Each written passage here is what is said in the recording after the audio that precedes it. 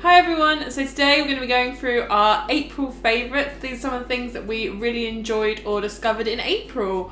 There's a bit of a mix. Again, we've got some food, got a little bit of beauty, mainly food, I'm going to say. Yeah, very food heavy month actually. Yeah, April is a hungry month. So what should we start with? Should we start with, do you want me to go first? Yeah, sure. Okay, so the first thing I'm going to start with is actually, I've eaten it, but you'll get the gist with the packaging. So earlier this month I went to London for the day and I found a Whole Foods just off I think Carnaby Street, and in there they had some snacks, and these ones were by a company called Emily's Fruit Crisps, and these are crunchy pineapple crisps. Okay, this sounds really weird, doesn't it? It definitely sounded odd, and one of those things that you kind of hear about and you go, pineapple crisps, I don't see how that's going to work. So it's basically dried pineapple. It's the only ingredients in it are pineapple and is it rapeseed oil or something, or pineapples, non-hydrogenated vegetable oil. That's literally it. They've taken pineapples, they've cut them up very, very thinly into slices like potato, and then fried them exactly like you do with potatoes crisps. So they taste like crisps when you eat them, and you're like, oh, okay, these aren't so bad. Well, they're not bad, but it's not an unusual taste. And then you get the aftertaste of sweet, sharp pineapple. It took a couple bites to actually get used to the taste, but after that I was like, these are amazing. They are really good. I really enjoyed these. I think that they are fantastic. They advertise as saying no guilt. I'm sure that because they're fried and they've got some oil involved, they're not going to be the best snack you could have, but they're pineapple, so they're not going to be that bad either. So I definitely would recommend these. I think that they are great. And if I remember correctly, they had loads of different unusual fruit flavours, not just apple and whatever else you get, fruit crisps. So I think when we go back to London next month, I'm going to pick up some more because they were really cool.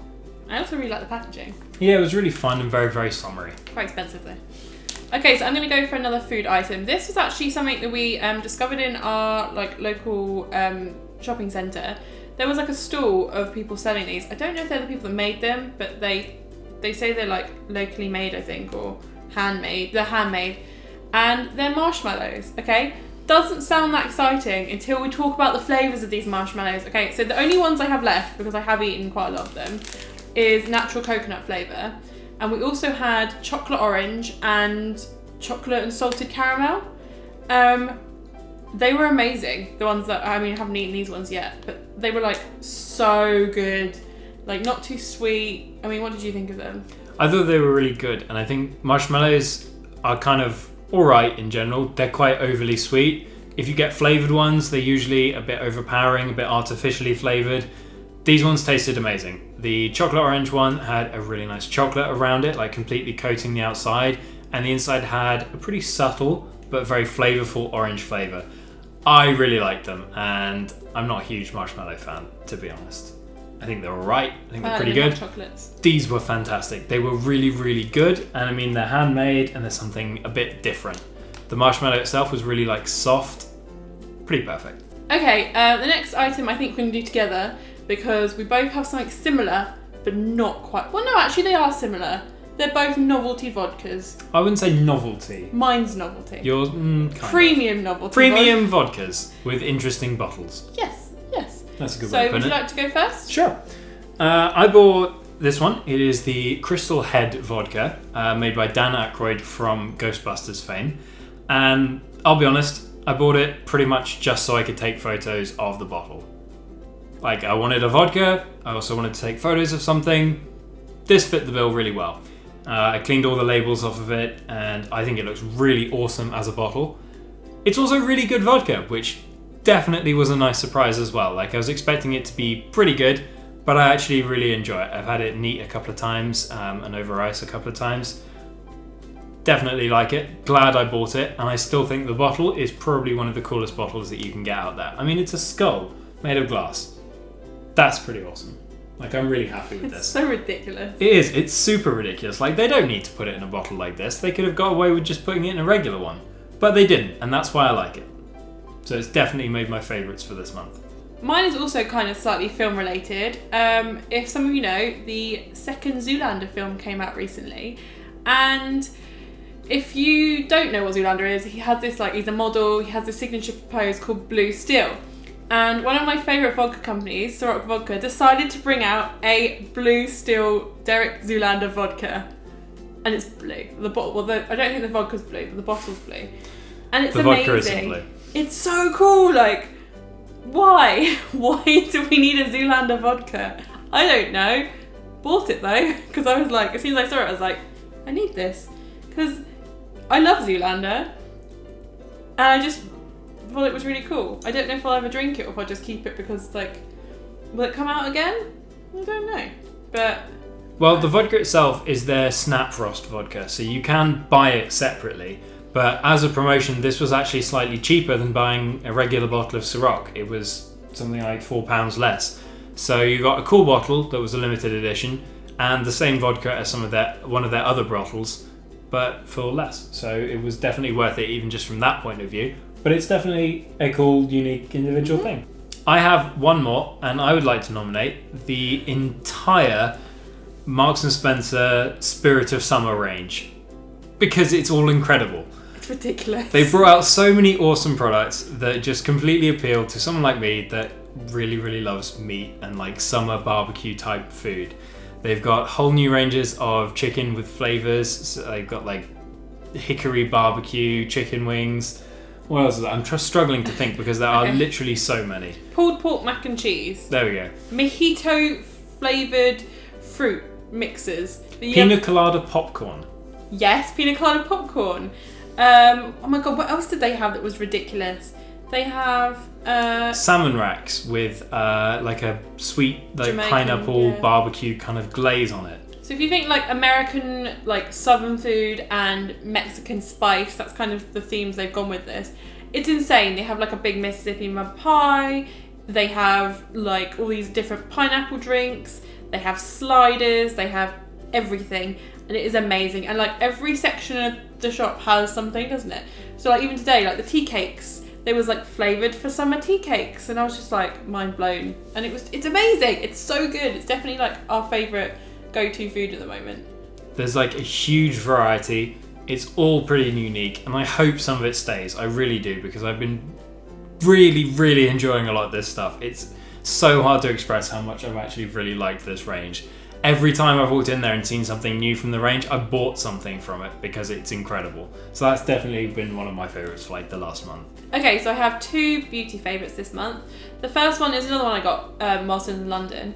I wasn't going to buy anything from this counter, but circumstances meant I happened to stumble upon their products. You should name and shame, I think.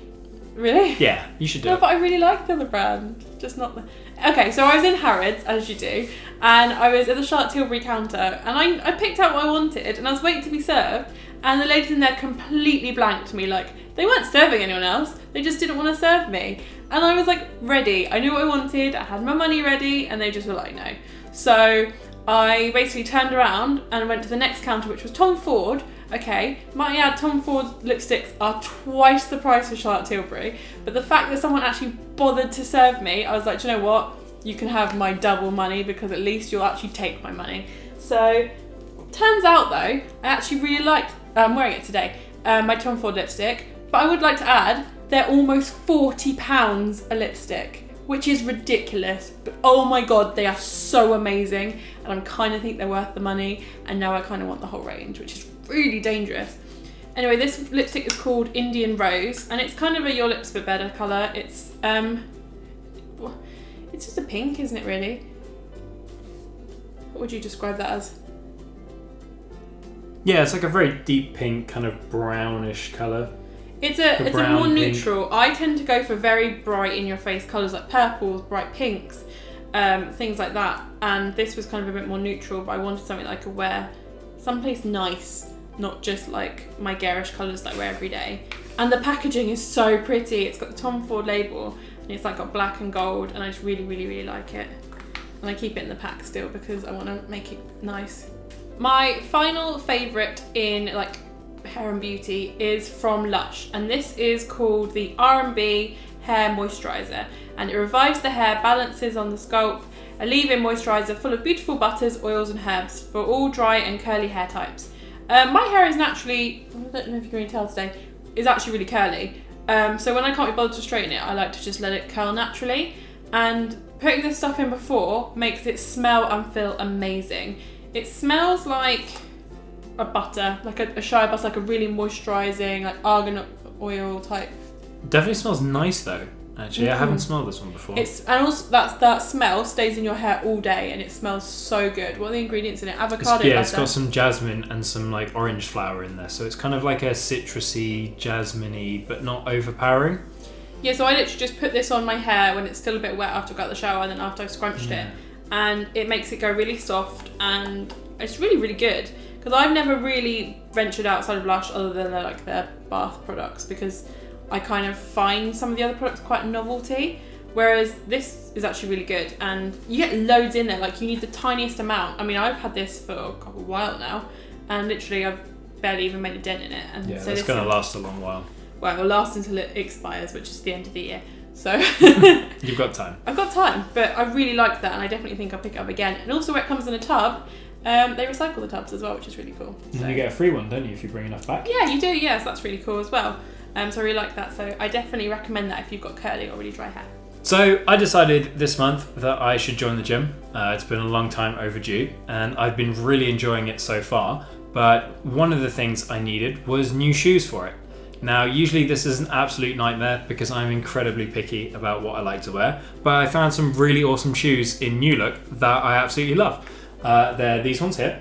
They're just kind of basic running shoes. I think they were about £24 or something, but I really like the design, and they're really comfortable to run in, and I really like them, and I didn't think that I would. I thought this was probably going to be the hardest part of joining the gym, was finding stuff to run in, because I have awkwardly wide feet that don't fit anything properly, and I'm very picky about what designs I wear, and it turned out to be really, really easy, and I'm really happy with the things that I bought. So they also kind of remind me of Yeezys a little bit, the pattern on them. Like, obviously the whole thing doesn't look like Yeezy, but like this kind of design. They're definitely not as cool as that, but they're also not as expensive as that, so I can live with that. Yeah, I'll pay £20 for my knockoff Yeezys, and I will go on holiday with the rest of it. Okay, right. So, if you've been following us on Twitter or Instagram, this next one will not come as a surprise to you. He is my favourite thing in the entire world right now. Let me grab him. And also, if you watched our haul on Tsum Tsums last week, you will also have seen him. He's the medium Chewbacca Tsum Tsum. Look at him! Ah! He's so fluffy and soft. He's like the perfect cuddling shape. I do accidentally lay on him a lot, and he gets quite flat, as you can probably see. He's a little misshapen, but it's because I love him too much. I didn't stupidly get any of the Star Wars Tsum Tsums when they came out the minis, because I've been collecting Tsum Tsums for a little while now. You have? And when I started collecting them, they weren't that popular. Like, I could go onto the website lunchtime or even the day after and buy the whole set and it not be a problem. And I've always been able to do that. And I don't know what happened, but since the Star Wars launch, it's like switched. And if you do not get on that website at 8 AM, you're not getting them. And that was like the Jungle Book launch. I mean, I mentioned that last week as well, that it was almost impossible to get them. And that's crazy, like, considering the difference in just like of how popular they've been getting now. So I now know that I need to be on that website at 8 AM and they better re-release them at some point in the future, because I really need the mini Chewbacca. I really do. Like, I love him so much, but I'm glad I got the medium. That was a really good impulse buy, and I'm really happy with it. Yeah. Next up, I actually have a book I've been reading, and it is The Magician's Land by Lev Grossman. It is the third book in his Magicians series. I actually read the first two in about 3 days, and I guess I just sort of forgot to buy the third. I mean, that's kind of, or maybe I put it off because I was like, okay, I'm a bit burned out on this series. I've powered through 2 of the books and I haven't, I'll wait for the third one. And I just completely forgot it existed. And I saw it on the shelf in Waterstones the other day and I was like, oh yeah, there's another one. So I've been really getting into that. I'm about a third of the way through. I'm taking this one a bit slower than the pace that I read the first 2 at. But it's been really cool to have a book to read again. It's kind of a series about magic and magicians, but slightly darker take than, say, something like Harry Potter. I really like the series. I think it's got a lot going for it, and I really enjoyed some of the humour that's in it. And yeah, it was really quite a nice, unexpected surprise to have a third one in the series that I could continue reading. I am really happy with this one. So the final favourite that we have this month is actually a TV series, and that is Gotham. This show is amazing. Like, when I first heard of it, I was like, oh, okay, yeah, whatever. And I think I watched the first 3 episodes on the way to Florida, because that's where it was. And now it's on Netflix, and it is so good. Like, for the first episode, I kept seeing the lead guys like, you're from the OC, you're from the OC, and then I couldn't get over that, and it had Jada Pinkett Smith, and I was like, that was a bit, but oh my god, it's so good. Like, my favourite characters are Penguin and Ed, whatever his last name is. Ed Nigma. Oh my god, them two together are like the best. They're so good. It's so good. The casting in the show was incredible. They did such a good job, and I love it. And I'm not even a big. Is it DC? It's DC. Like, I've seen a couple of Batman films, but I don't know really that much about it. But this is so good, so good. I think it's a really good show. There's a lot of references and things that if you're a fan of Batman and DC and kind of that universe in general that you'll catch and you'll sort of go, oh yeah, they're referring to this, that's cool.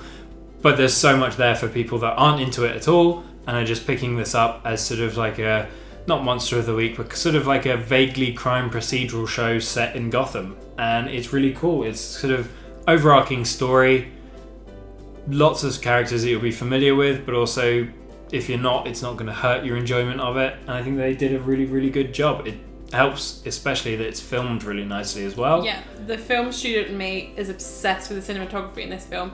It is so beautifully done, and the scenes, like the panning landscape shots and like some of the darker shots are incredible. The moody lighting in particular is fantastic. So good. So definitely check it out if you haven't. I know we've seen all of season 1 and we've just started watching season 2. And that's kind of currently airing over here and currently airing in America. I think, is it still going on in America? Yeah, it's still going in America. We're a bit behind, obviously, because it's the UK and that's how things work. But we're going to catch up. And I'm so excited to see where it goes, like, and what other characters, because you can kind of already guess who some characters are, like, and it's interesting to see how they develop from themselves to the characters they become. It's so good. I love it so much. It's definitely one of our favourites. So thank you once again for watching, guys, and we will see you again next month. Bye. Bye.